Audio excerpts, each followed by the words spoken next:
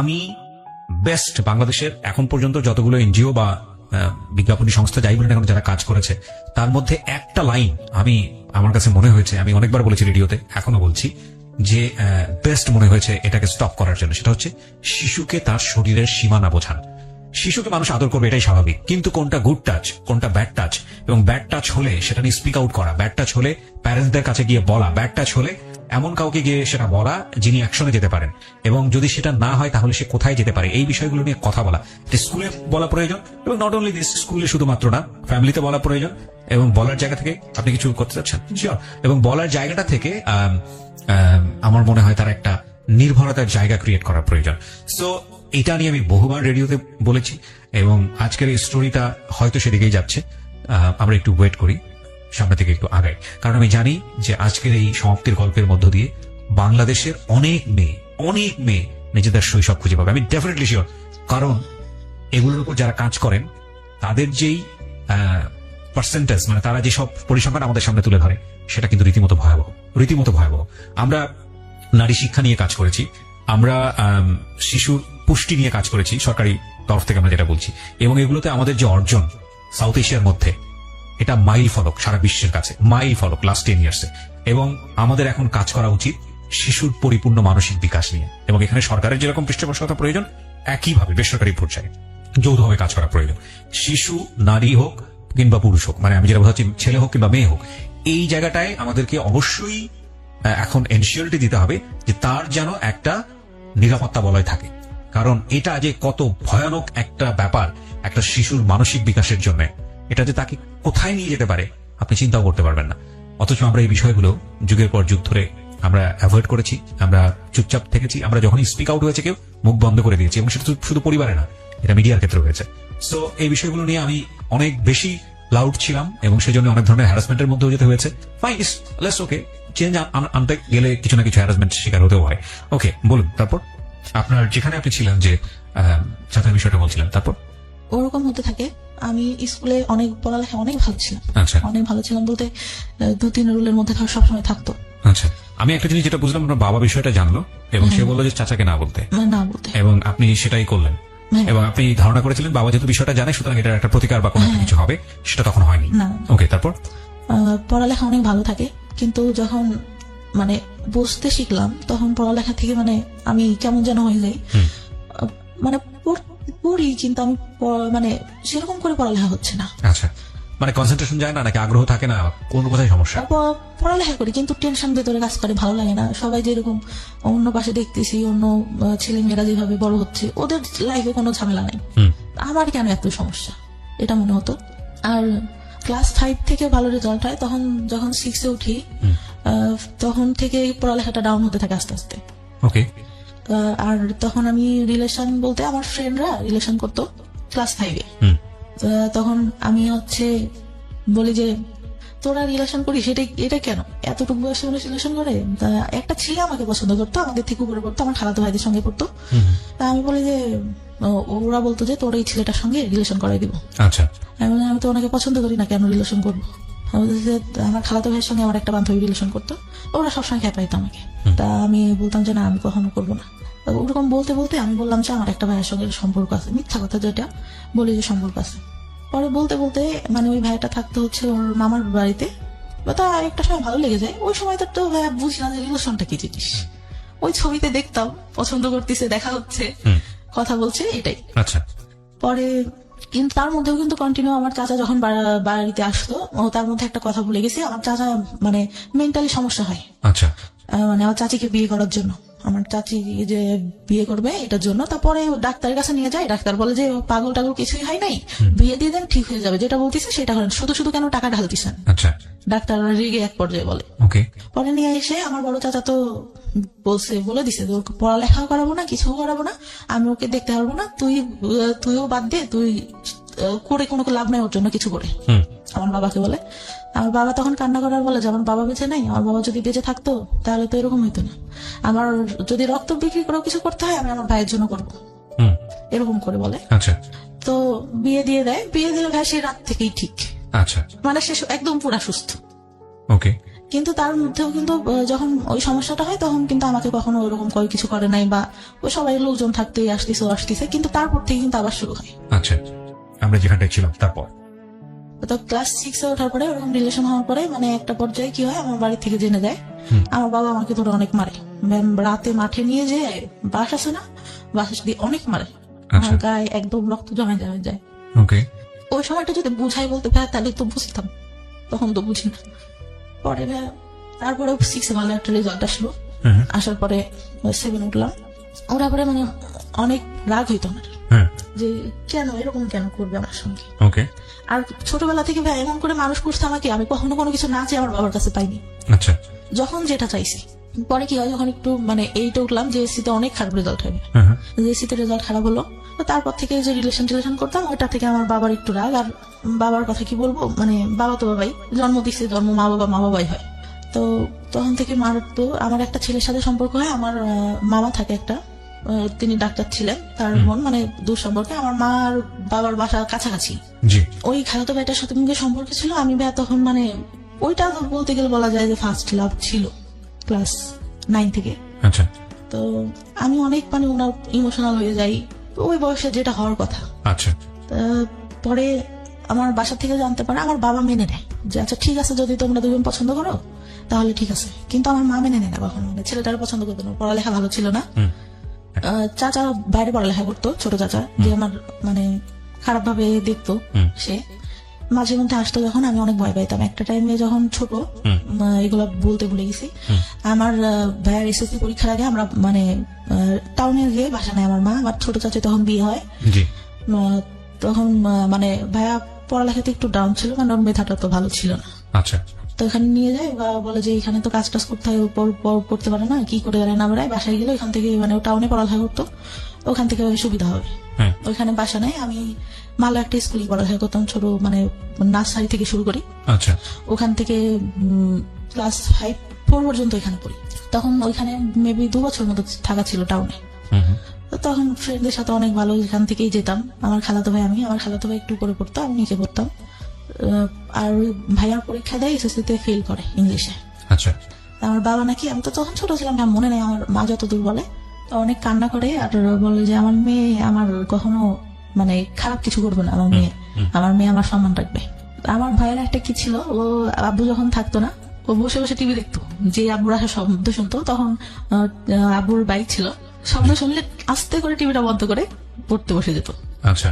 আমার পড়ালেখা মোটামুটি ভালো ছিল, সবসময় 2-3-এর মধ্যে থাকতো রোলটা। আচ্ছা। আমার স্কুলে অনেক মানে ছাড়া অনেক ভালোবাসতো। ছোটবেলায় আমাকে নাকি বলতো যে, তখন বিএনপি সরকার, বলতো যে খালেদা জিয়ার নাতনি আছে না, ওকে ওর মতো লাগে। একটা স্যার তো খুব আদর করতো আমাকে, ও মানে খুব ভালোবাসতো সবাই। আমার বান্ধবীদের মধ্যে সবাই বলতো যে অনেক সুন্দর দেখতো। বান্ধবীরাও অনেক মানে সবসময় ফার্স্ট বেঞ্চে বসা, সবার সাথে মজা করা। বড় হই আস্তে আস্তে, কিন্তু ওই যে চাচা যে ওইটা করতো, ওটা তো আর কারোর সঙ্গে আমি বলতে পারি না। ওটা তো ভেতরেই থেকে যায়, খুব খারাপ লাগে। পরে যখন ওই ভাইয়া ফেল করার পরে বাসা ছেড়ে দিয়ে আবার বাড়িতে যখন আসলো, তখন আবার ওইটা বেড়ে গেল। আচ্ছা। বেড়ে গেল বলতে পরে যে বাবা একটা টাইমে দেখতে পারে, কিন্তু আমার বাবা কিন্তু একটা বার আমার চাচার কাছে জিজ্ঞাসা করে নাই যে ও তো তোর মেয়ের মতো, তুই কেন এগুলো করিস। সে তো তাকে বলবে, আমি তো ছোট, আমি তখন ভাই বুঝি না। আমাকে এটা জিজ্ঞাসা করে আর আমাকে নিষেধ করলে বা আমি কি করতাম। আমি যে রুমে থাকতাম তার পাশের রুমে আমার চাচা থাকতো, আমার চাচি তার কাছে আসে শুয়ে, কিন্তু সে রাতে ঘুমাই গেলে উঠে ঠিক আমার এখানে আসবে। ভাইয়া অনেক কান্না করতাম, বিশ্বাস করবেন না। আর চুল টানতাম, হাতে কাটতাম, করতাম। খুব যখন খারাপ লাগতো, নিজের গায়ে নিজে খামচাতাম, অনেক কষ্ট হইতো। আর তখন পড়ালেখা মানে অঙ্কটা আমি খুব খারাপ পারতাম, অঙ্কটা ভালো হতো না। আমার চাচা পড়াইতে বসানোর মধ্যে আমার মা তো ভাবতেছে তো মনে হয় পড়াচ্ছি। পড়তে বসা মানে সবসময় হাত গায়ে দিতেই থাকতো আপনার চাচা। জি। চা পড়ার পরে চাচার পড়ালেখা শেষ হয়, তখন আমি ক্লাস 5-এ। আমার চাচা পড়ালেখা শেষ হয়ে উনি একটা জব পাই টাউনে, আমরা যেখানে থাকতাম সেখানে, সরকারি হাতে দিলে। ওটা বেতন বেশি ছিল না। চাচার সঙ্গে আমার আবার গার্লস স্কুলে ভর্তি করে দেয়। ওই সময় যে বললাম না একটা ছেলের সাথে সম্পর্ক, এটা জানার পর আমার গার্লস স্কুলে দিয়ে দেয়। গার্লস স্কুলে দিয়ে দিলে ওই ছেলেটার সঙ্গে আমি পরে কথাটা তো বলি না, নিজের থেকেই বাদ দিয়ে দিই যে মারতেছে আমাকে ধরে, মার খাবো আর কি পড়ালেখা হচ্ছে না, বাদ দিয়ে দিলাম। পরে 6-এ ওইখানে আমার চাচাই সঙ্গে করে নিয়ে যেত। স্কুল শেষে খালার বাসায় আসতাম, আমার খালার বাসা এখানে ছিল। আসলে দেখা যেত আমার চাচার অফিস বিকালে শেষ হইতো, যাইতে যাইতে দেখা গেছে বাড়ি যাইতে তখন ইটের রাস্তা ছিল, দেখা গেছে যে 20-25 মিনিট লেগে যেত আমার বাড়ি যেতে। অন্ধকার হয়ে গেলে সে গাড়িতে বসে দেখা যেত আমার গায়ে হাত দিচ্ছে। মানে কন্টিনিউ একটা ভয়ঙ্কর রকমের একটা মানুষ আপনাকে, মানে আপনার কাছ থেকে এরকমই মুক্ত হওয়ার কথা। যে মানুষটাকে আমি এত বেশি অপছন্দ করি, সেই মানুষটা আমার পাশে বসে কন্টিনিউয়াসলি এটা করছে, এবং আপনি সেটাকে মুখ বন্ধ করে মানে একজনের সাই ফিল হোক বা যেটার কারণেই হোক, আপনি কাউকে স্পিক আউট করছেন না, কাউকে বলছেন না। কাউকে না, আচ্ছা, কাউকে না। ক্লাস 9 থেকে এটা অনেকের মানে কিছু কিছু কেউ কেউ জানে, তার আগ পর্যন্ত আমি কাউকে কিছু বলিনি, ওকে, কাউকে না। পরে ওইভাবে যেতে থাকলাম, একটা বছর গার্লস স্কুলে পড়া হয়। আমার চাচা তারপর ওইখান থেকে চাকরিটা ছেড়ে দিয়ে মানে বেতন কম ছিল দেখে সুগার মিলে চাকরি নেয়, তখন সে ওইখানে চলে যায়। আচ্ছা, তারপরে ওইখানে গিয়ে আমার চাচিকে নিয়ে যায়। পরে তো ওইখান থেকে ভাইয়া বাঁচলাম, আচ্ছা, মনে হলো যে না। কিন্তু আমি যে রিলেশন করতাম, আমার মনে হতো যে আমি এখান থেকে বেরোতে পারলে বাঁচি। এই ছেলেটার সঙ্গে রিলেশন করতেছি, ও যদি আমাকে নিয়ে যায় আমার তো এখানে থাকতে হবে না। সবসময় এটা মনে হতো যে আমি এই ফ্যামিলিতে কেন থাকবো। আচ্ছা, আর আমি ভাবতাম যে এরকম ফ্যামিলি মানুষের হয়। আরো তো আশেপাশে আমার বান্ধবীরা আছে, ওরাও তো কত ভালো, কতই। খুব খারাপ লাগতো। আর একটা আমার বাবা ছোটবেলায় স্কুলে যাইতাম, ফার্স্টে হয়তো দিত, তখন 2 টাকা 5 টাকা অনেক কিছু পাওয়া যেত ভাইয়া। তাই কি হয়, আমার বান্ধবীরা একটু ভালো ফ্যামিলি ছিল, আমার বাবা মানে আমাদেরও ভালো ফ্যামিলি, কিন্তু আব্বু বাবা টাকা দিতে চাইতো না। আমি কি করি, আব্বুর পকেট থেকে টাকা নিয়ে, মনে হয় 6 টাকা না কয় টাকা, সেটা নিয়ে আমার আব্বু মানে দেখে ঘুমের ঘরে, আমার ছোট খালাকে বলে। তো আমি সেদিন অনেক কান্না করি, স্কুলে যাই না, যে আমি তো বেশি টাকা নিয়ে নেই। আর আমার হয়তো এটা ভুল ছিল না। আর ওরা যখন করতো না, মানে সবাই খাচ্ছে এটা ওইটা, আমি তো নিতে পারতেছি না, ওইটা অনেক খারাপ লাগতো। কিন্তু টিফিন দিয়ে দিত, টিফিনের পরেও যে দোকান টোকান আসতো সবাই নিত, খারাপ লাগতো অনেক। আচ্ছা, আমার চাচা কি করতো, গায়ে হাত দিত, এটা করতো ওটা করতো, টাকা দিত হাতে, যখন বাসা স্কুলে যে এটা খেয়ে ওইটা খেয়ে। তা আমার মনে হতো যে কি রে, উনি এরকম করেন, আমার হাতে টাকা দেয় কেন, আমি কোনের কাছে টাকা চাই নাকি, এরকম মনে হইতো। আর আব্বুর উপর অনেক রাগ হইতো যে কি ব্যাপার, উনি কিছু কেন বলে না, উনি তো জানে। পরে 5-এ ভালো রেজাল্ট করলাম, একটা ভালো রেজাল্ট আসলো, বৃত্তি দিছিলাম, বৃত্তি পাইনি কিছু নাম্বারের জন্য। অনেক আশা নিয়ে গার্লস স্কুলে ভর্তি করলো, গার্লস স্কুলে পড়তে পারলাম না। চাচা ওই যে গেল, কে নিয়ে যাবে, আমার বাবার ভাই কে নিয়ে যাবে, অন্য মানুষের সাথে রিলেশন করে, তখন যদি কিছু করে ফেলে, এই চিন্তাটা। কিন্তু ভাই ওই সময় রিলেশন আমি কিছুই বুঝি না। ওই সিনেমা দেখতাম, শুক্রবারে সিনেমা হবে, সবাই আসতো আমাদের ওইখানে, আমাদের বাড়িতে একটা টিভি ছিল। আচ্ছা, ওই সবাই আসতো দেখতে, সবাই বসে দেখতাম। ওই আগেকার যুগের সামানা, তারপরে রাজ্জাক, এদের মানে মুভি দেখতাম। আর ভাবতাম যে এই ভালোবাসা মনে হয় দেখা হচ্ছে, কথা বলতেছে, একজন একজনকে পছন্দ করে, এটাই, এর বাইরে কিছু না। আচ্ছা, পরে গার্লস স্কুল থেকে ক্লাস 7-এ এসে ভর্তি হলাম গ্রামের স্কুলটাতে।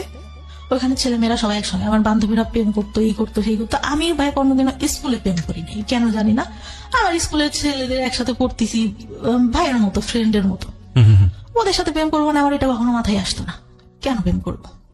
বাইরে পরে ওই আমার ক্লাস 7 যায়, আমার চাচা মাঝে মধ্যে যখন বাড়িতে আসতো ছুটিতে, আবার দেখা গেছে ওই চিনি মিলে চাকরি পাওয়ার পর ওনাদের তো কোয়ার্টার দেয়, ওইখানে যেতাম। অনেক সুন্দর ছিল কোয়ার্টার, যাইতাম, অনেক ভালো লাগতো দেখতে, অনেক গোলাপ ফুল। আমি ছোটবেলা থেকে ফুল অনেক পছন্দ করি, ফুল গাছ নিজে এনে এনে লাগাতাম। ওই 5-6 টাকা দিয়ে ফুল গাছ কিনতে পাওয়া যেত, ওইগুলো এনে লাগাতাম, অনেক পছন্দ করতাম। ওইখানে গেলে অনেক ভালো লাগতো আমার, অনেক ফুল, গোলাপ ফুল ধরে ধরে আছে, অনেক কালারের, এই ফুল ওই ফুল, অনেক ভালো লাগতো। কিন্তু ভাইয়ার কি হইতো, দেখা গেছে আমার চাচি গোসলে ঢুকছে বা আম্মু নাই, ওই সুযোগে আমার চাচা এসে হঠাৎ করে হাত দিবে। তখন তো একটু বড় হয়েছি, আমার ফার্স্ট পিরিয়ড হয় ভাইয়া 6 না হলে 7 থেকে। অত তাড়াতাড়ি পিরিয়ড, মানে আমি তখন ভাই প্যান্ট পরি, স্কুলে গেছি, স্কুল থেকে আসছি, আম্মু আমার প্যান্ট দেখে বলে এটা কি তোর। আমি বললাম এটা কি, আমাদের তখন হচ্ছে আমার মানে জমি আছে আমার বাবার অনেক। তা আমি বলি যে ওই কাকুটা মনে হয় মোবাইল দিয়ে হাত মুছছে, এটা। তখন বললেন যে না, এটা এরকম না। আমার চাচি, আমার মাও কিন্তু অতটা ফ্রি না, আমার মা আমাকে কিছুই বলে না, আমার ছোট চাচিকে বলে যে ওর এটা হয়েছে, তুই ওকে শিখাই। আমি মানে তখন মানে ন্যাকড়া ইউজ করে, ওটা আমি বুঝতাম না ভাই কিভাবে, আমার দেখা দিয়েছে কিন্তু আমি ওটা বুঝি না। আচ্ছা, তখন জানতে পারলাম যে প্যাড ইউজ করে। ওটা যদি আম্মুকে বলতো, আম্মু যদি আব্বুকে বলতো, আব্বু বলতো দুনিয়ার লোক ন্যাকড়া ইউজ করে, তোমার মেয়ে প্যাড লাগে, এটা বাবা বলতো। ভেরি ব্যাড, ওকে, প্রিটি ব্যাড, মানে নাথিং টু সে। ওকে, বলেন তারপরে কি হয়েছে। পরে ভাই আমি মানে কাপড়টা নষ্ট করে ফেলতো, মানে you don't know how to manage it. না বুঝতে। বিষয়গুলো আসলে খুব সেন্সিটিভ, মানে আমাদের সমাজে এগুলো নিয়ে কথা বলাটাও অন্যায়, কিন্তু এগুলো একটা মানুষের জীবন আচরণের সঙ্গে জড়িত। এবং একটা মানুষকে যদি আমরা সুস্থভাবে বড় করতে চাই, তাহলে তার যে বেসিক নিডগুলো, এই নিডগুলোকে আমাদের সাপোর্ট দেওয়া উচিত।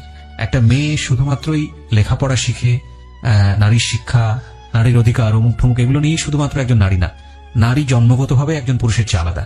সুতরাং তার আলাদা কিছু সাপোর্ট দরকার হয় এবং সেটা ফ্যামিলি থেকেই শুরু হওয়াটা জরুরি।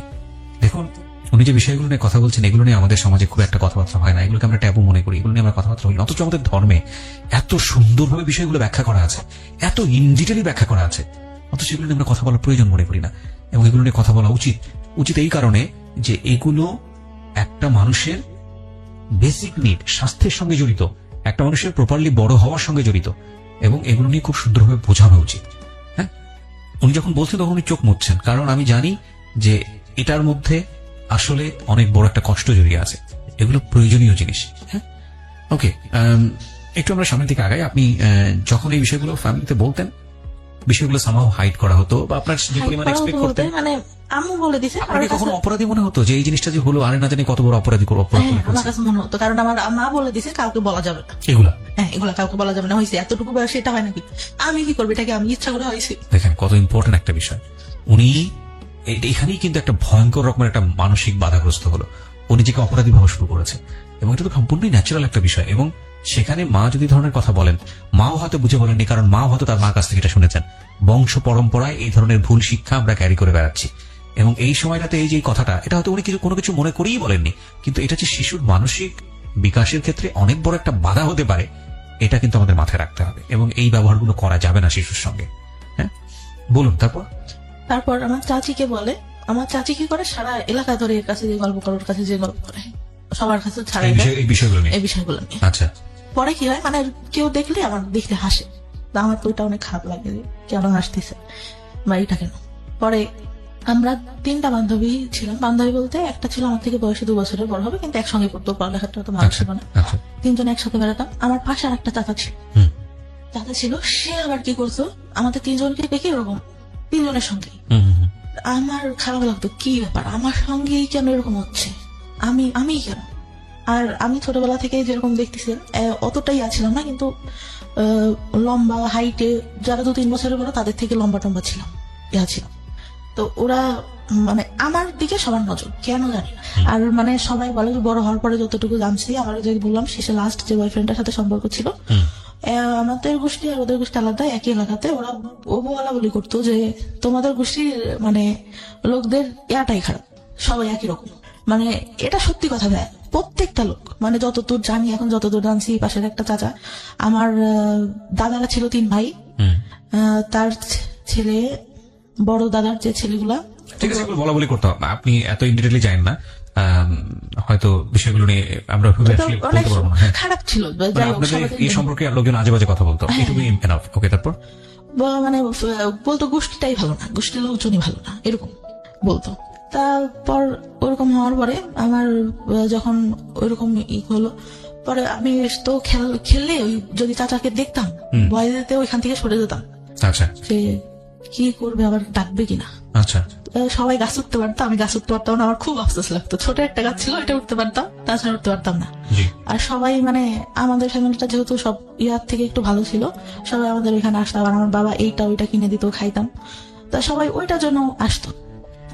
মানে আমাকে সবাই খেলবে। আর এত বোকা ছিলাম, হ্যাঁ বিশ্বাস করবেন না, ভালো ভালোটা সবাইকে দিয়ে দিতাম, নিজে না খেয়ে। এখন পর্যন্ত এই অভ্যাস আছে। তা যখন 6 থেকে গার্লস স্কুল থেকে 7 আবার এখানে এসে ভর্তি হলাম, বান্ধবীরা প্রেম করে, এই করে সেই করে, আমার খুব খারাপ লাগে। স্কুলে কেন এটা করবো, আবার সারা দেখা যাচ্ছে এটা নিয়ে খারাপ খারাপ কথা বলতেছে, তো খারাপ লাগে। তারপরে আমি স্কুলে যাই, যখন পিরিয়ড হইতো তখন স্কুলে যাইতাম না বাড়িয়া, কারণ আমি ক্যারি করতে পারি না, ওটা আমি কাপড় নোংরা করে ফেলতেছি। আচ্ছা, এই সময় আপনার মা আপনাকে কোনো সাপোর্ট দিত না? মা টাকা পাবে কোত্থেকে? মা ওই যে হাঁস মুরগি একটু বলতো, ওইটা দিয়ে দেখা গেছে, এইটা ওইটা করতেছে সংসারে। আমার বাবা কেমন ছিল, এই বাজার করতেছে, এই করতেছে, লোকজন আসতেছে, আহামরি কেনা কিনতেছে, কিন্তু সংসারে কি দরকার হইলো, ওটা নিয়ে তোর কোনো মাথা ব্যথা নেই, এরকম। আমি কথা না বাড়িয়ে গেস্টের কাছে আবারও ফিরতে চাই।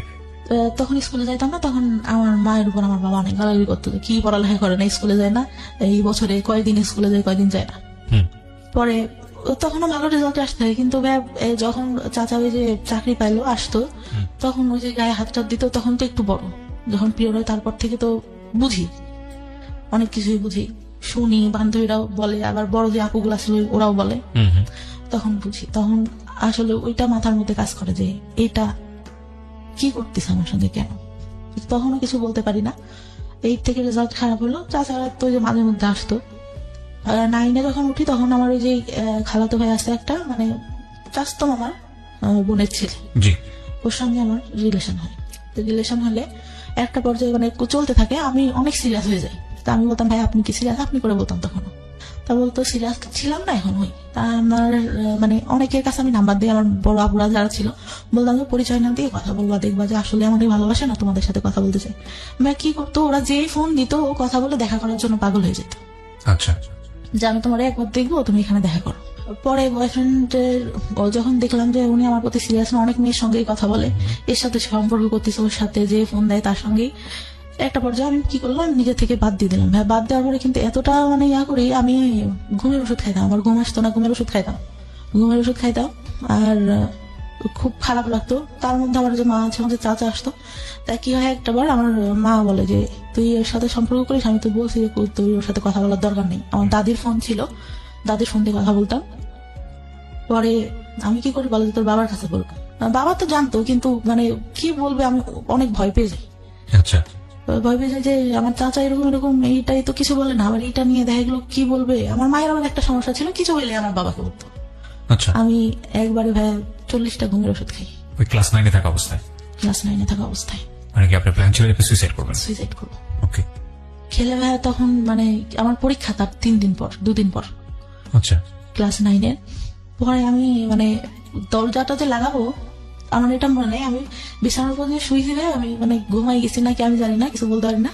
পরে নাকি যতদূর শুনছি, আমার যতদূর, আমাদের এই কাজের ছেলেটা আমি যতদূর বলছে, আমার বাবা উঠাই নিয়ে আসে। শুধু আমার মনে আছে আমার বাবা আমাকে মারছে, এতটুকু মনে আছে, যে অনেকগুলা থাপ্পড় মারে আমার মুখে। ওকে। মানে ঘুমের মধ্যে আমার শুধু অতটুকুই স্মরণ আছে। আমি নাকি অনেক বমি করি ভাই, আচ্ছা। বমি করি। আমার 4-5 দিন পর্যন্ত কোনো ইয়া ছিল না, আমি জামাটা চেঞ্জ করবো এটাও করতে পারতাম না। গোসল খাওয়া সব আমার দাদি ধরে করাইতো। পরে আমার বয়ফ্রেন্ডটার সাথে ইয়া হয়ে যাওয়ার পর ক্লাস 10-এ যখন উঠলাম, আমি 9 থেকে অঙ্কে অনেক খারাপ রেজাল্ট করি। অঙ্কে মানে 10-এ মনে হয় 34 না কত মেয়ে পাশ করি। আমার বান্ধবীরা অনেক হাসাহাসি করতো। আর আমার যে বয়ফ্রেন্ডের সাথে সম্পর্ক ছিল ওরা জানতো, আর ওই মাঝে কথা বলতাম, অনেক ছেলে ঘুরতো ভাইয়া, অনেক ছেলে ঘুরতো। আর ওই ঘুমের ওষুধ খাইতাম, মানে প্রাইভেট পড়তে যেতাম, কেমন অ্যাবনর্মাল টাইপের হয়ে গেছিলাম আমি। পড়াচ্ছি মানে আমার কোনো খেয়াল নেই। স্যার বলতো যে কি ব্যাপার, তুমি খেয়াল করো না কেন, দেখলে তো পারো, অনেক ভালো দেখো না কেন। স্যার বলেন, আমি বাসায় যেয়ে দেখবো। স্যারটা অনেক আদর করতো। তা ওইভাবেই পড়ে অঙ্ক ভালো পারতাম না, হাসাহাসি করতো। আর ওই যে ছেলেগুলো প্রপোজ করতো ভাইয়া, ওরা কি মানে এরকম ছিল, কিছু না করলো ভাই, কেন ছেলে মানুষ এরকম আমি জানি না, বলতো যে সব করছি, ওই মেয়েরা তো আমি সব করছি। আচ্ছা। ওকে। একটা ফুফাতো ভাই এরকম বলে, ওইটা আমি পরে আসি। তা ওইখান থেকে ক্লাস 9-এ ওরা হাসাহাসি করতো। তা আমার এত খারাপ লাগে কি আমি অঙ্ক ভালো পারি না। আমি স্যার, আমি হিন্দু ছিল স্যারটা, আমি আমার জীবনে আমি এত ভালো মানুষ দেখিনি। আমার ধর্মের না, যেহেতু আমি ইসলাম ধর্মের, আমার স্যার ছিল হিন্দু ধর্মের। একটু উনি প্রাইমারি স্কুলে চাকরি করতো। স্যারের কাছে বললাম, স্যার আমি তো অঙ্ক ভালো পারি না, আমাকে একটু যদি ভালো করে পড়াইতেন। তা বললো যে আচ্ছা ঠিক আছে, তুমি পাশে এসে বসবা, পার্টিতে বসাইতো, যে পাশে এসে বসবা, আমি তোমাকে ওরা যা করে তার থেকে আমি উৎপাদক ভালো পারতাম না। আমি বললাম স্যার উৎপাদকটা আমার একদম বাদ দিয়ে দেন, আমি এটা বুঝি না, একটা করলে আর একটা করতে হবে। তাই দেখা গেছে আমার একটা কমন করছে আর একটা কমন করতেছে না, তখন কি করবো। পরে স্যার এরকম করে আমাকে অঙ্ক করায়, আমি এসএসসি তে অঙ্কে আমার প্লাস আসে, আর কোনো কিছুতেই প্লাস আসে না। আচ্ছা। তার মধ্যে যে চাচাই অঙ্ক করতে দিত, অঙ্ক ভালো পারতাম না, পড়তে বসাইছে, যে কয়দিন আসতো উনি আমাকে পড়তে বসাবি, আর ওই যে ইন্টারন্যাশনালি গায়ে হাত দিয়ে যাচ্ছে। এই অঙ্কের টিচার? না না, আমার চাচা। ওকে। ওই যে আসতো মাঝে মধ্যে বাড়িতে, জি। অঙ্ক না পারলেই দেখা গেছে রাগারাগি করতেছে, আমি অনেক কাঁদতাম, আমি কিছু বলতাম না, অনেক কাঁদতাম। আমি বলতো তুই পড়িস না কেন, এই জন্য তো তোকে রাগ করে। আম্মু তো তখন কিছু জানে না। আমার তার মধ্যে আমার ছোট চাচার একটা বাচ্চা হয়, আমার ভাইটাকে আমি অনেক আদর করতাম, অনেক ভালো লাগতো। কি হইতো, আমার ভাইটাকে কোলে দিতে যে উনি আমার গায়ে হাত দিত। Very bad. আমার মনে হতো আমি মারা যাবো, আমি এই সংসারে কেন, এর থেকে যদি একটা গরিব ঘরেও জন্ম হইতো তাহলে মনে হয় এর থেকে মানুষ ভালো থাকে। কোন ক্লাসের ঘটনা এটা? আপনি যে ক্লাসে কথা বলছেন, যে ক্লাসে আপনার অঙ্ক পড়াচ্ছে? নাই। তখন পর্যন্ত আপনি মার সঙ্গে কেন বলছেন না এগুলো? আমি তখনও ভাইয়াতে মাকে বলতে হবে, এটা কিভাবে নিবে। সে আমাকে বলে দিছে যে এইগুলা কাউকে, পিরিয়ডের কথাই বলেছে, কাউকে বলতে হয় না, এইটা বললে কি বলবে। ওকে। এটা বললে কি বলবে। তার মধ্যে কি আমার চাচাদের জমি জাতিটা অনেক মানে একটু ঝামেলা হয় না, ছোট চাচাটাই সবসময় বেশিরভাগ ঝামেলা করে। বড় চাচাটা অনেক ভালো, মানে বিসিএস ক্যাডার, প্রভাষক, এখন অনেক ভালো, মানে চাচা ছোটবেলা থেকে অনেক ঈদে প্রত্যেকবার জামা কিনে দেবে, আর আমাকে বলতো আমার হলুদ পরি। আমাকে তার ছোট বড় চাচা বলতো, আমার বড় চাচা বড় চাচা। আচ্ছা। অনেক আদর করতো। আমি চিন্তা করতাম চলে যাবো, কিন্তু তখন চিন্তা করতাম যে আমার ভাই, আমার সবাই অনেক ভালোবাসে, আমি চলে গেলে তো মান সম্মান থাকবে না, আর নাম ডাক আছে যেহেতু ফ্যামিলির একটা। এসএসসি পরীক্ষার আগে আমি সম্পূর্ণ সবার সঙ্গে কথা বলা বন্ধ করে দিই, যে আমার এমনিতে অঙ্কেটে ভালো পারি না, আমি কারোর সঙ্গে কথাটা বলবো না, আমি পরীক্ষাটা ভালো মতো দিই। তো পরীক্ষাটা দিই, পরীক্ষা দেওয়ার পরে আসলো এই কোন রকমে মানে পাশ করলাম, ভালো মোটামুটি একটা রেজাল্ট আসলো। আসার পরে আমি মানে বাইরে ভর্তি হওয়ার ইচ্ছা আমার অনেক। তা টাউনে সরকারি মহিলা কলেজে আমার সব মানে ইয়াটিয়া দিলাম, চান্স হইলো এখানে, কিন্তু আমার আব্বা ভর্তি করলো না। কেন করলো না? যে ওই ছেলের সঙ্গে সম্পর্ক আছে, যদি ওইখানে যে দেখা টেকা করে, এই জন্য। হয়তো তার জায়গা থেকে এটা ঠিক ছিল, কারণ আমি করবো না এর গ্যারান্টি কি আমার, আমি নিজের থেকেই বলতেছি। পরে ভর্তি করলো না, ওইখানে একটা স্কুল কলেজে ভর্তি করলে এমনিতে মানে আমাদের এখান থেকে একটু টাউনে যে কলেজটা ছিল, যেতে 30 মিনিট মতো লাগতো।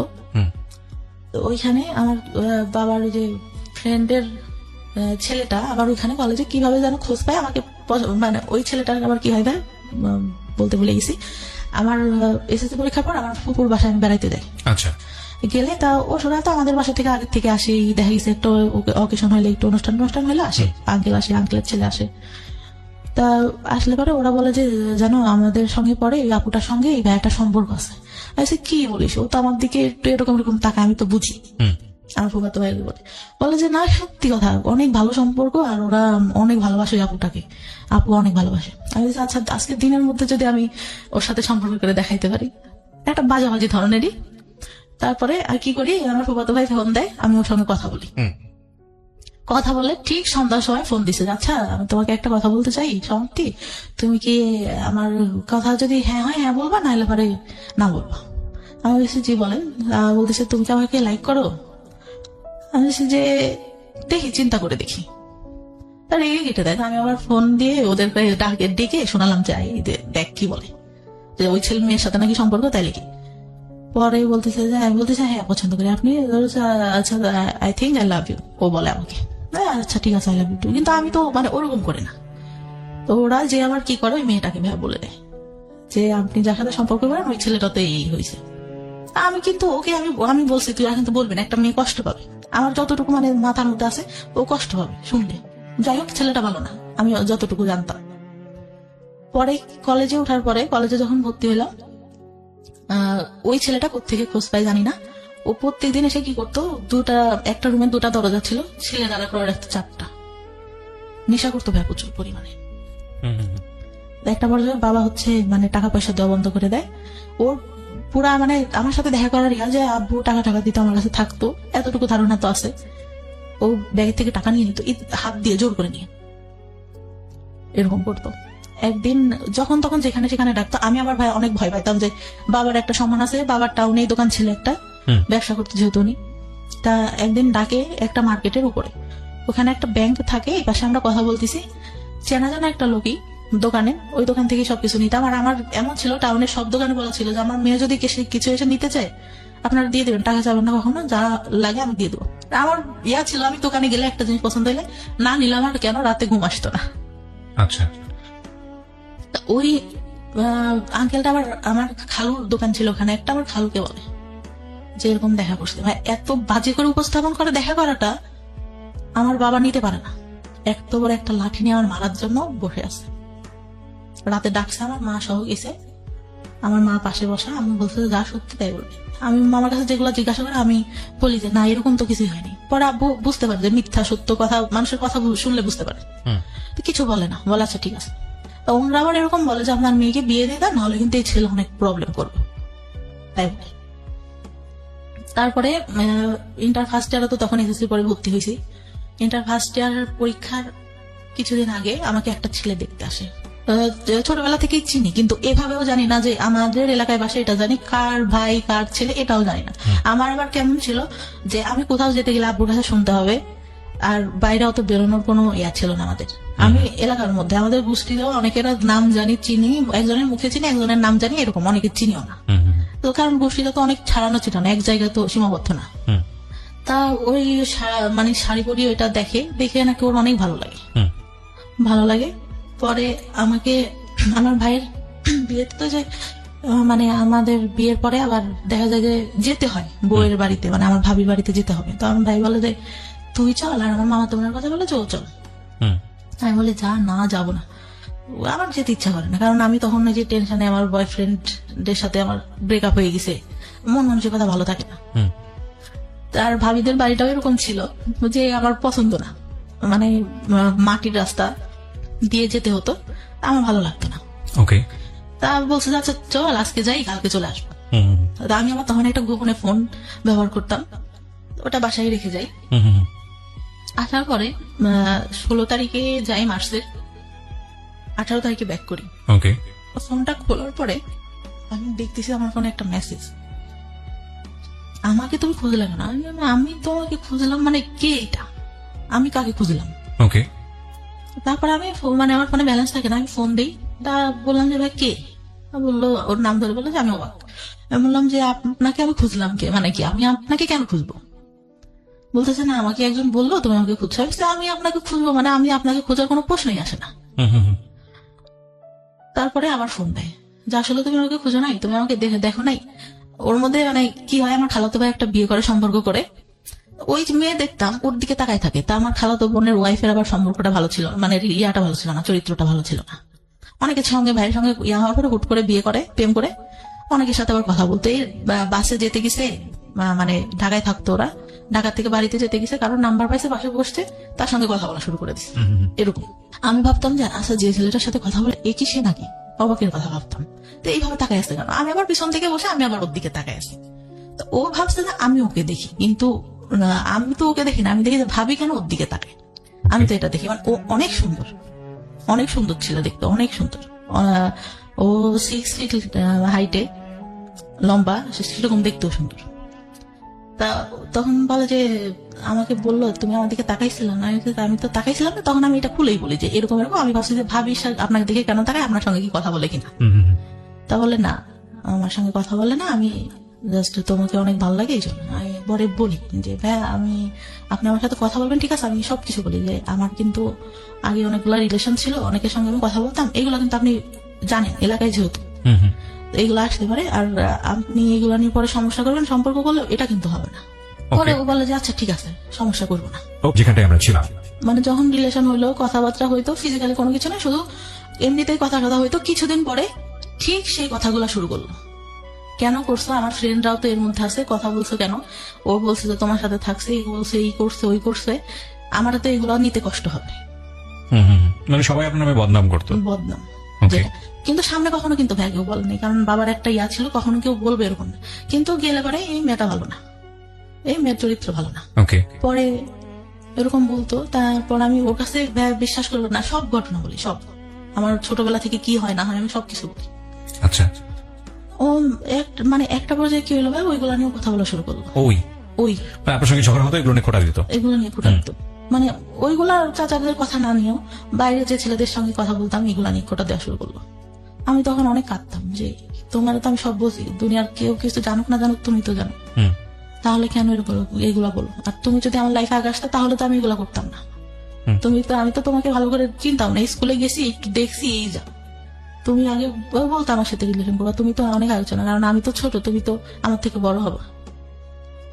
পরে ভাই আমার ফার্স্ট বিয়ের ইয়াটা আসে, হুট করেই আমাকে বিয়ে দিয়ে দেয়, আমার কাছে জিজ্ঞাসাও করেন না যে আমি পছন্দ করি কিনা। কিভাবে হয় বিয়েটা? আমাদের এখানে কোন ক্লাসে তখন আপনি? Inter first year. ওকে।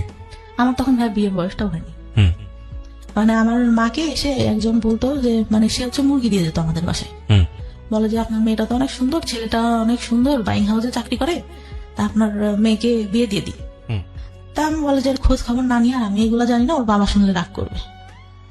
তা আব্বুকে বলে, আম্মু হয়তো কোনোভাবে কনফারেন্স করে বললে আম্মু আমার ভাইয়াকে পাঠায়। ভাইয়ারা ঈদের মধ্যে মানে বিয়ের পরে ভাইয়া বাসাতেই থাকে, ভাইয়া চাকরি একটা করতো, সেটা ছেড়ে দেয়। পরে ভাইয়া যায়, যে কি করে ওকে বলে যে আশেপাশ থেকে খোঁজ নিতে, ও কি করে ওই বাসায় ঢুকে যায়। পরে ছেলের ছোট ভাইয়ের কাছ থেকে সবকিছু দেখে, তাদের বাড়ি টাড়ি দেখে, অনেক মানে টাইস করা, ইয়া করা, ফুল ওয়াল, উপরে টিন শিট। তার মধ্যে টাইস টাইস করা ইয়াটিয়া অনেক ভালো, ভাইয়া পছন্দ করে। আর ছেলে আসে দেখতে তার একদিন না দুদিন পরে, ভাই আমি তো ছেলে মানুষকে তাকায় দেখবো লজ্জার একটা ব্যাপার, আমাকে শাড়ি টাড়ি পরানো হয়, তা আমি তাকাই না কখনো। উনি আমার কাছে জিজ্ঞাসা করে ঠিকানা টিকানা এইগুলা নর্মালি যেগুলা জিজ্ঞাসা করে, বা চুল দেখা হয়েছে এইসব কিন্তু কিছু বলে না। এমনি নাম টাম জিজ্ঞাসা করলো, ইয়া করলো, অনেক পছন্দ হয়েছে। পছন্দ হলে মানে আমার মায়েরও অনেক পছন্দ, বাবারও অনেক পছন্দ ছেলেকে দেখে। কিন্তু ছেলেটা ভাই আমার থেকে মনে হয় 17-18 বছরের বড় হবে। 17-18 বছরের বড় হবে। তখন তারা কি করলো যে বিয়ে করবে। আবু বলে যে আচ্ছা বিয়ে না, আমার এক টাইমে আমি অনেক বড় করে অনুষ্ঠান করবো, আমরা এমনিতে শুধু কামিন রেজিস্ট্রেশন করে রাখি, রেজিস্ট্রি করা হয়, কবুল টবুল বলা হয় না। ওই ছেলেরা তখন রাতে ওইখান থেকে চলে যায়। আমি অনেক কান্না করি, ভাই আমি তখন বলতে পারি না যে এই ছেলের সাথে আমার সম্পর্ক আছে, আমি একে ছাড়া থাকতে পারবো না। পরে তার মধ্যেও আমার যে চাচা আসে, ছোট চাচা আসে, ঈদে আসে, এই আসে সেই আসে, কন্টিনিউ এটা চলতে থাকে। আচ্ছা, পরে বিয়ে দেওয়ার পরে হুট করে দিয়ে দিল। আমার সবাই ফোন দিয়ে বললো, আমার বড় চাচা বলে যে কি ব্যাপার, তুই বিয়ে দিলি আমাদের কাছে তো জিজ্ঞাসা করবি। পরে যাওয়ার পরে আব্বু একটা ফোন দিল, ওই কন্টিনিউ কথা হইতো ছেলেটার সঙ্গে। কথা বলার আগে অন্যই যখন চলে যায় তার পরের দিন আমার ফুপুর আসে, সবাই আসে, আমাকে আমি বললাম যে ভাই ছবিটা দেখি ছেলেটার। আমার যখন দেখাইলো আমি শুধু ভাইকে বললাম তোরা কি করলি। মানে এটা বিয়ে হওয়ার পরে গিয়ে আপনি ছবি দেখলেন ছেলেটার? আমি তখন তাকাই দেখিনি ভাই, মানে আমি লজ্জাতে কি তাকাই দেখবো, আমাকে জিজ্ঞাসা করছে, আমি মাথা নিচু করে যতটুকু বলার বলছি। ছেলেটা হাইট টাইট লম্বাটা আমার সুন্দর ছিল, কিন্তু অত বয়সের তো একটা ছাপ মুখের উপর পড়ে। বিয়ে হয়ে যায় এইভাবে। আমি সেদিন আমার যার সাথে সম্পর্ক ছিল ওকে ফোন দিয়ে আমি অনেক কান্না করি। ঈদের পরে বউ বাড়িতেই ছিল, ঢাকায় পড়ালেখা করতো। ও শুধু বলে যে যা হবার হয়ে গেছে, এখন আমি কি করবো। আমি তো মানে আমার ভাইয়ের সাথে ওর আমার অনেক ভালো সম্পর্ক ছিল। আমি তো ভাইকে ফোন দিয়েছিলাম যে ভাই কি করেন। এখন ভাই তো আর আমাদের সম্পর্কের কথা জানে না, হয়তো অনেকের কাছ থেকে শুনতে পারে, তাছাড়া তো আর কিছু জানে না। বললো যে ওকে দেখতে আসছে, হয়তো বিয়ে হয়ে যাবে, আমি বাড়িতে। তা বলতেছে ও নাকি জিজ্ঞাসা করে, আমাকে যতদূর বলে যে খোঁজ খবর নিছেন কি করে ছেলে। হ্যাঁ ভালোই। বলতেছে এরকম হুট করে কি বিয়ে দেওয়া ঠিক, ওনাকে এই কথাটা বলে, আমাকে বলে যতদূর। এখন বলছি কি না দেওয়া আমি সঠিক জানি না। অনেক কান্নাকাটি করি, করলে রাত্রে যে কাবিন রেজিস্ট্রি হওয়ার পর ওরা তো চলে গেল। পরে আমার সাথে কথা হইতো কিন্তু আমি নিতে পারতাম না। পরে মানে যখন কথা টথা হইতো, উনি একটা পর্যায়ে বলে যে আচ্ছা আমাদের তো শুধু কাবিন রেজিস্ট্রি হয়েছে, তুমি ফোনে কবল বলো, আমিও বলি, মানে আমাদের তো তাহলে বিয়ে হয়ে গেল। কে বলছে এটা? মানে আমার যার সঙ্গে কাবিন রেজিস্ট্রি হয়। আচ্ছা আচ্ছা, ওকে। আমি বলতেছি কেন বলবো, যখন কাবিন মানে কবুল বলতে হবে তখন তো বলবোই, তখন তো সবাই থাকবে। ফোনে ফোনে বলে শুধু শুধু কি দরকার, কাবিন রেজিস্ট্রি তো হয়েছি। তো বলতেছে বলো, তাহলে তো আমার স্বামী স্ত্রী হয়ে গেলাম। তো উনি বলে 3বার বলে, আমি বলি না, মানে আমার মনের মধ্যে যেন কেমন একটা লাগে যে কি ফোনে কেন বলবো। আর যদি বিয়ে না হয়, আমার কেন জানি না মনের মধ্যে বললো যে যদি না হয়। আপনার তো রেজিস্ট্রি হয়ে গেছে। রেজিস্ট্রি হয়ে গেছে, কিন্তু ওই যে ইসলামিক ধর্মে যেভাবে হয় সেটা তো হয়নি। আচ্ছা, কাবিন আমরা তো ধর্মে বুঝি যে মানে কাবিন রেজিস্ট্রি হলে তো বিয়ে হচ্ছে না, আমাদের কবুল বলতে হবে 3বার, আমাদের হাদিসে যতটুকু বলা আছে। আচ্ছা, ওটা তো হয়নি। যদি না হয়, মানে আমার ওই চিন্তাটা মাথার মধ্যে। আমি তখন স্টিল আমার বয়ফ্রেন্ড লাভ করি। পরে আমার বয়ফ্রেন্ডটা মাঝে মধ্যে ঢাকা থেকে আসতো, তারপরে একটা পর্যায়ে মানে এতটাই হয়ে যায়, ফিজিক্যাল রিলেশন হয় আমাদের মধ্যে। মানে বয়ফ্রেন্ডের সঙ্গে? হ্যাঁ, বয়ফ্রেন্ডের সঙ্গে। ওকে। বয়ফ্রেন্ডের সঙ্গে ফিজিক্যাল রিলেশন হয়। পরে মানে ও কন্টিনিউ আমার বাসায় আসতে থাকে, রাতে আসতে থাকে, এরকম হয়। পরে মানে ফিজিক্যাল রিলেশন হলে আমি মানে ফার্স্ট তার আগে তো বলছি যে একটা বয়ফ্রেন্ডের সঙ্গে হয়। তো ওই টাইমটাতে ও বলতো যে ওই বয়ফ্রেন্ডটার কথাও জানতো যে তুমি এইগুলা করছো। আবার যে বললাম যারা পিছনে ঘুরতো ওরা ওই বাজে কথা বলতো, না করলেও বলতো। তো ওইখান থেকে মানে আমার খুব খারাপ লাগতো যে কি রে, ওর সাথে আমার সব হয়ে গেল, ওরা আমি সব বলছি, তারপরে ও কেন আমাকে এগুলো বলে। পরে আমি একটা পর্যায়ে এরকম কথা বলতাম, আব্বু বলতো যে তোর বিয়ে হয়ে গেছে, ছেলে চাকরি করে, এত কথা তুই কেমনে করিস। আব্বু তো আর জানতো না যে আমি অন্য কারোর সাথে কথা বলি, কিন্তু আব্বু হয়তো আজ করতে পারে একটু, আচ্ছা, যে আমি অন্য কারোর সাথে কথা বলতেছি। পরে আমি তো কিছু বলি না। পরে আমার ফোনে একদিন ফোন আসে, খাচ্ছিলাম, আব্বুরা বসেছিল, হঠাৎ করে আননোন নাম্বার থেকে ফোন দেখে আব্বু বুঝতে পারে যে এইটা তো আমার মানে যার সাথে রেজিস্ট্রি হয় তার নাম্বার না। পরে কিভাবে যেন বুঝতে পারে জানি না। পরে ওই টাইমটাতে আবার কি হয়, একটা ছেলে আমাকে অনেক পছন্দ করতো, আব্বুকে মামা মামা করতো।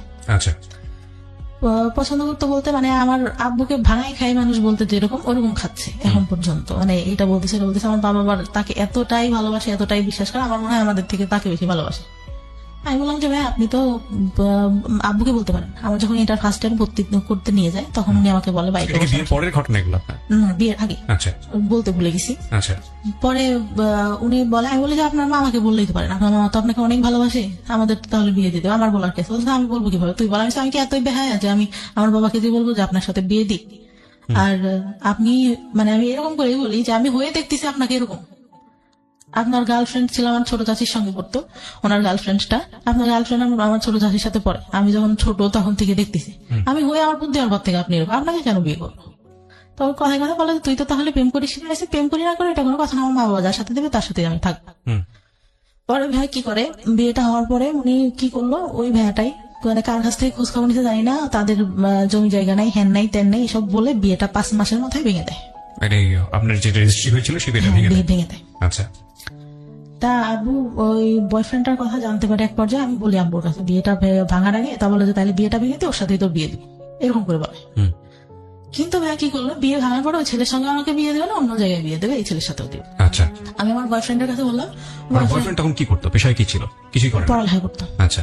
ইঞ্জিনিয়ারিং পড়তেছিল। তা ও বলে যে আমি তো চাকরি বাকরি করি না, আর আমার মা মেনে নিবে না, তোমার বিয়ে ভেঙে দিছে, এটা জানলে তো আমার মা নিবেই না। আসলে মা কথাটা ছিল হচ্ছে আমার যতটুকু দরকার ছিল ও তো আমার কাছ থেকে পাইছে, আমাকে কেন বিয়ে করবে, আমার যতটুকু ধারণা এখন বুঝি। পরে আমি অনেক কান্না করতাম যে আমি আব্বুকে বললাম তোমার কথা, তুমি এখন এগুলা কেন বলো? বলছে আমার পক্ষে সম্ভব না তোমাকে বিয়ে করা, তারা তুমি আমার ফ্রেন্ডদের সাথে কথা বলতা, এইগুলা তোমাকে নিয়ে যখন সংসার করবো তখন মনে করলাম এটা মেনে নিতে পারবো না। আচ্ছা। তাই বলে পরে একটা পর্যায়ে কি হলো, আমি মানে কথা বলাটা আস্তে আস্তে বাদ দিয়ে দিলাম। আর খুব মনে করতো, মাঝে মধ্যে কান্নাকাটি করতাম। ও মানে ভাইয়া অকথ্য ভাষা আমাকে গালাগালি করতো। আপনার বয়ফ্রেন্ড? হ্যাঁ, এত বাজে বাজে কথা বকাবকি করতো ভাইয়া, আমি নিতে পারতাম না।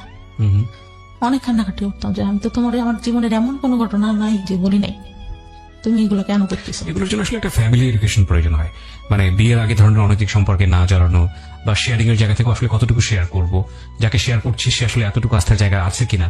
সো এগুলোর জন্য আসলে একটা ফ্যামিলি আন্ডারস্ট্যান্ডিং এর প্রয়োজন হয়, ফ্রেন্ডশিপের প্রয়োজন হয়, এবং একটা ফ্যামিলি আমার রিলেশনের স্কুল প্রয়োজন হয়। জীবনে ভাইয়া একটা বান্ধবী ছিল অনেক ভালো, ও ক্লাস 4 থেকে চলে যায়, তারপর থেকে আমার কোনো ভালো বান্ধবী জীবনে আসেনি। রাইট। আপনি যে ভুলগুলো করেছেন আসলে ভুল করতে করতে শিখেছেন, তার আগে আপনি না, কেউ বলবে বুঝাবে এরকম কেউ ছিল না। রাইট। তো তারপর কি হলো? পরে একটা পর্যায়ে এরকম বাদ দিতাম, আর আমি মাঝে মধ্যেই ফোন দিলে ওরকম বাজে বাজে কথা বলতো।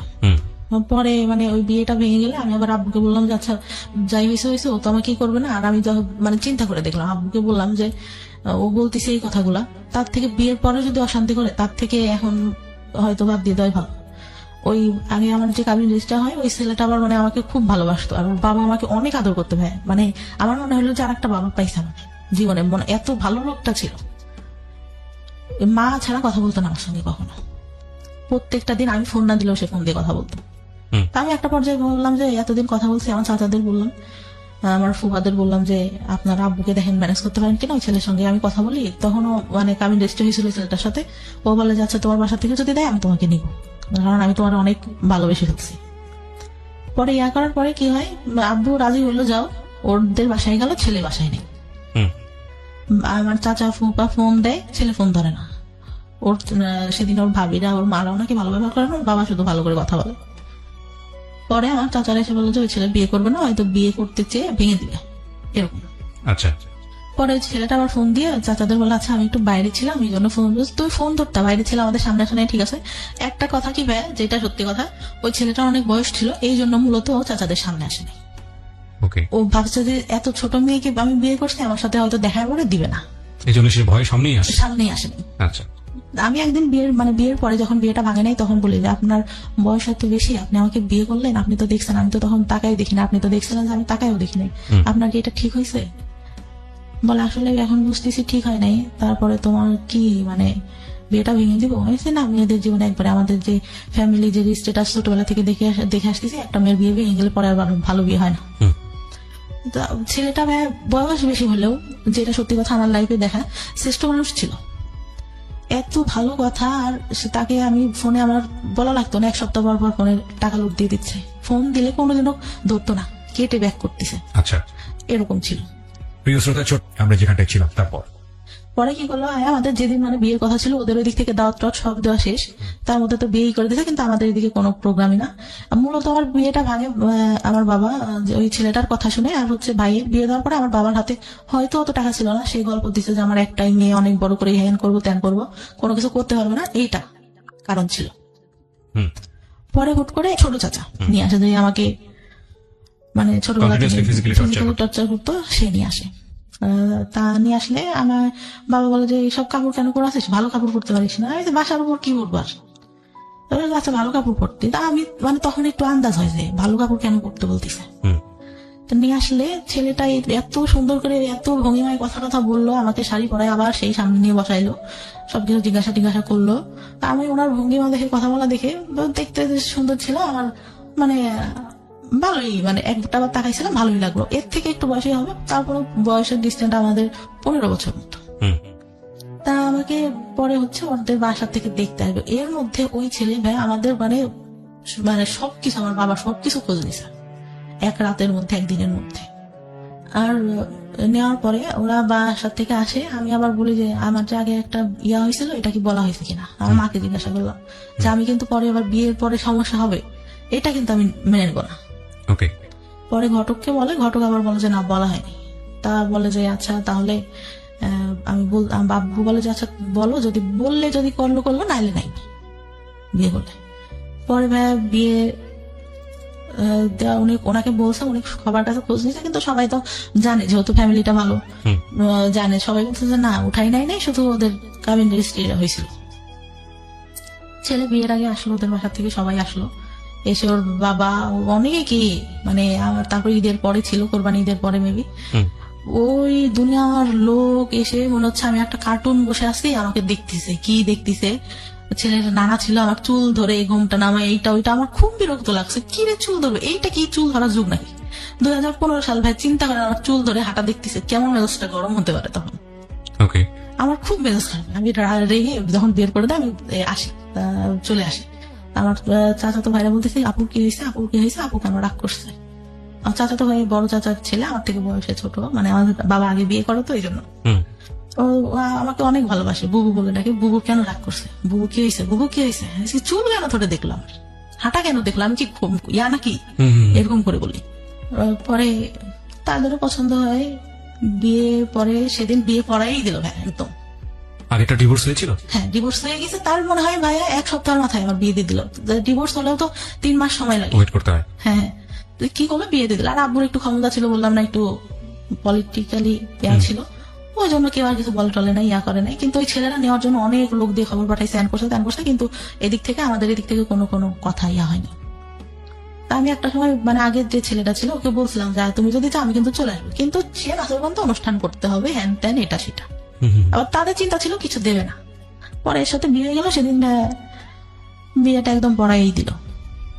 বিয়েটা পড়াই দেওয়ার পরে ছেলের কথার ভঙ্গিমা এটা সেটা, সে ডিপ্লোমা কমপ্লিট করছে, সেগুলো যে আমি বিএসসি কমপ্লিট করছি, মিথ্যা কথাটা পুরাই বললো যে টাউনে জায়গা আছে ওইখানে বাড়ি করবো, এটাও পুরা মিথ্যা কথা।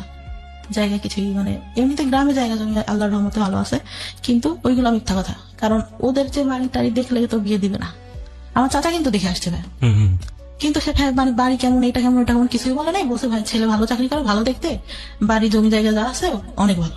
বিয়ে হওয়ার পরে তার সাথে উঠাই নাই তখন, এমনিতে বিয়ে হলো, ছেলে থাকলো রাতে, সবকিছু জিজ্ঞাসা করলো যে বিয়ে হয়েছিল, কোনো কিছু হয়েছে কিনা, এটা সেটা। আমি বললাম না, বিয়ের আগে তো বলছি যে শুধু কথাই হইতো, আর কোনো কিছু না। আর ছেলেটা হয়তো এরকম ছিল না যে দেখা করবে বা হ্যান ত্যান। পরে সারা রাত গল্প টল্প করলাম, করার পরে মানে ভাইয়া যে বলে না যে মানে হাজবেন্ডের কাছ থেকে একটা ভালো কথা বা ভালো কিছু, সে প্রথম অনেক ভালো কথা বলতো, ভালো ব্যবহার করতো। আমি ফার্স্ট যখন ঢাকায় আসলাম, একা আসলে চাকরি করতো, একটা বাসায় একা থাকতো, তার ফ্রেন্ডের সাথে একটা বিজনেস করতো, এক পাশে হচ্ছে তাদের জিনিস থাকতো, এই কসমেটিক্স এটা সেটা, আর এক পাশেও থাকতো। ইয়ে হয় ভাই, আমাকে একটা ফোন গিফট করে, ফোনটা হারাই যায়। বাস থেকে যখন নামবো গাবতলিতে, আমার ব্যাগে ধাক্কা লাগে বাসের মধ্যে থেকেই। আমি ভাবি যে হয়তো সিটে লেগে ধাক্কা লাগছে। তখন আমি বাইরে নেমে দেখি আমার ব্যাগের মধ্যে ফোন নাই, তো নাই, ফোন দেওয়া হচ্ছে, ফোন বন্ধ। তখন বুঝতে পারছে, বাসায় এনে বললো যে আমি অনেক কষ্ট করে সবকিছু করি, এইরকম তা আমি অনেক কান্না করতেছি যে আসলে আমি তো ইচ্ছা করে করিনি। না আমার আব্বু ফোন দিচ্ছে, কি হয়েছে, ফোন বন্ধ কেন, ফোন হারাই গেছে, ওর সাথে কথা বলতেছে। আমি বলছি, না আব্বু রাগারাগি করবো, আমি বলবো না, আমি কথা বলবো না।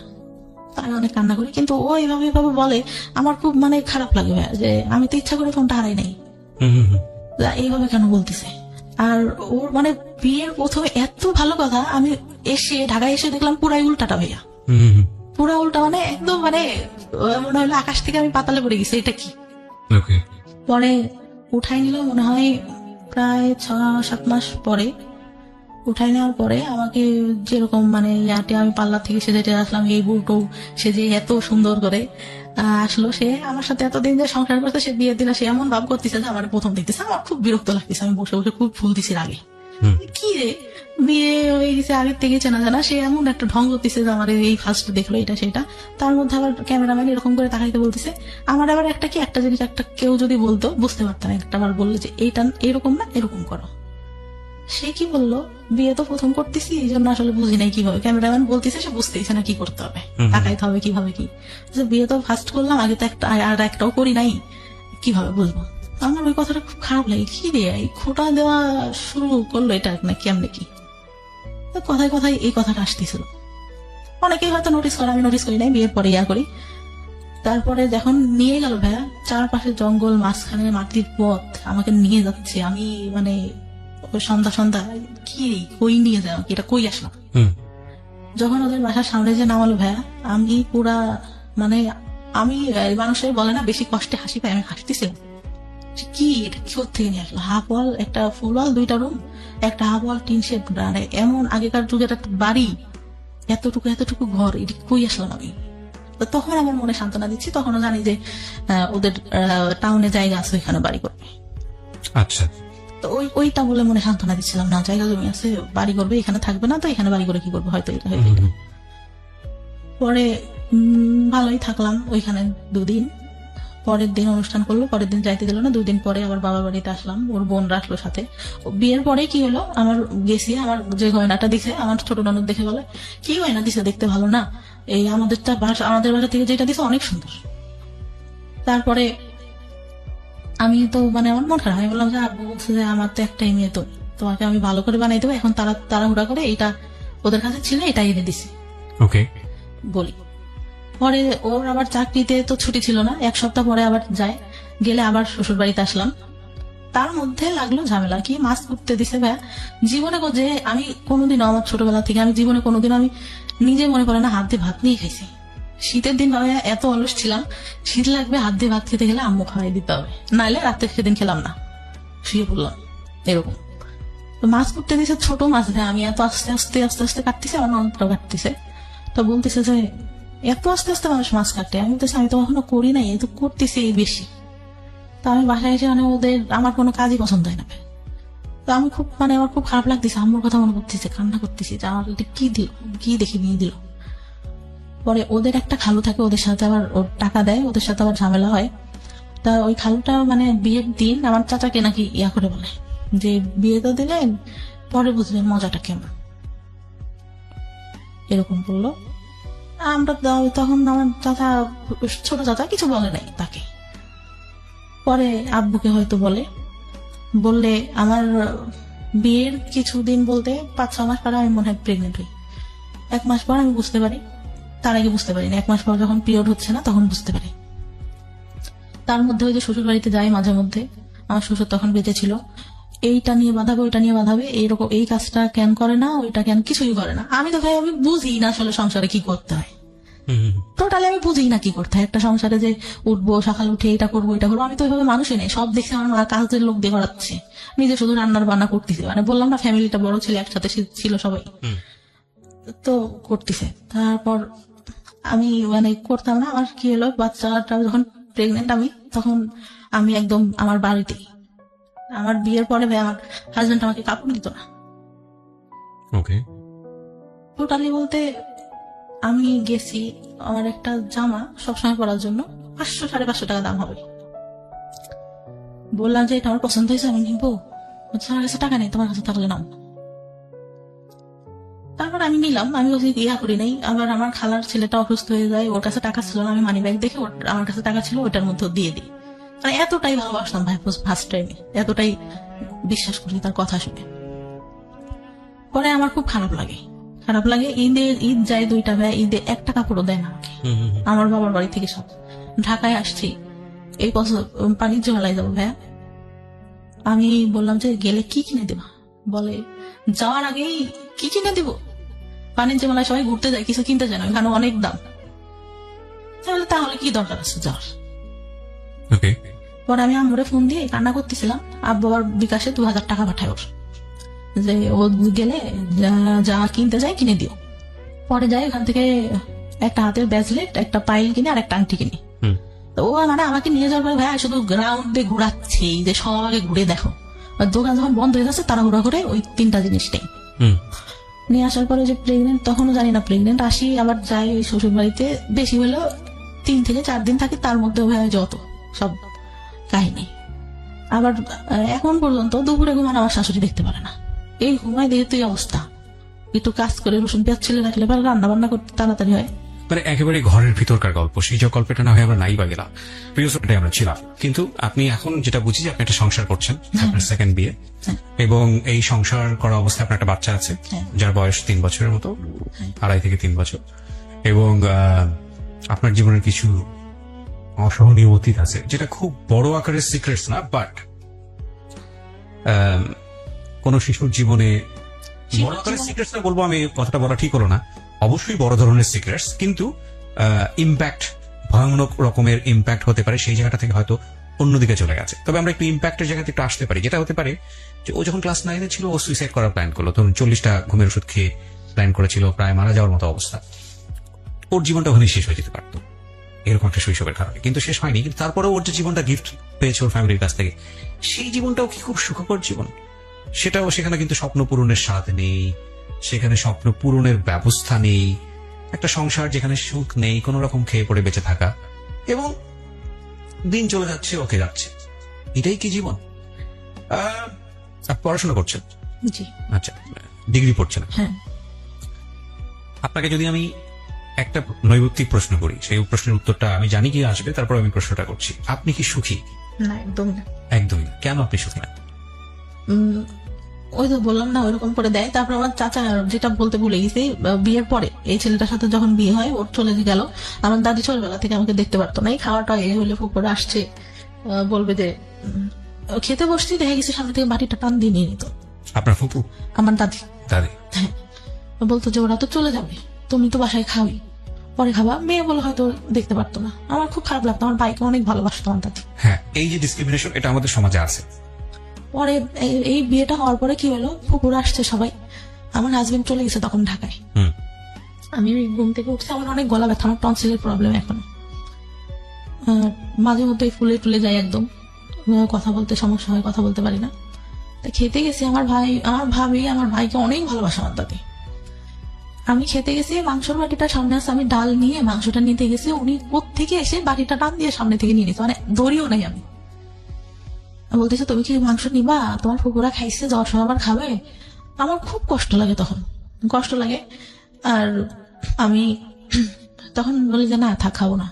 পরে ভাত মানে গলা ব্যথা, তারপরে কষ্টে গলার মধ্যে আর যাচ্ছে না। যে বিয়ে হয়ে 2 দিন মানে সময় পাইলো না, এর আগে থেকে এরকম করতো, এখনো এই ব্যবহারই। বিয়ের পরেও এটা করেছে আমার সারা দাদি? হ্যাঁ, বিয়ের পরে। আচ্ছা, না ঠিক আছে। পরে আমার ভাই কি বললো ভাই, এই কথাটাই আসে, আমার ভাই ছোটবেলা থেকে অনেক আদর